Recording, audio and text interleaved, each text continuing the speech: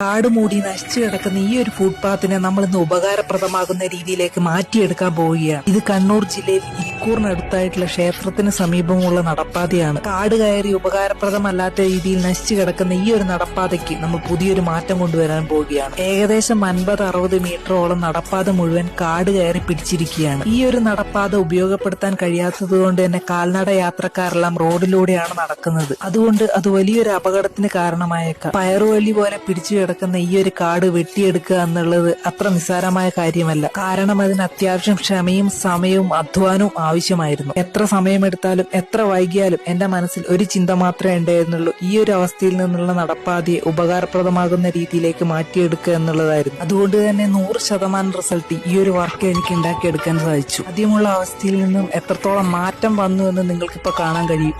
എന്റെ സൊസൈറ്റിക്ക് വേണ്ടി ഇത്തരം നല്ല കാര്യങ്ങൾ ചെയ്യുമ്പോൾ നിങ്ങളുടെയൊക്കെ സപ്പോർട്ടും പ്രാർത്ഥനയും കൂടി ഉണ്ടാവണം.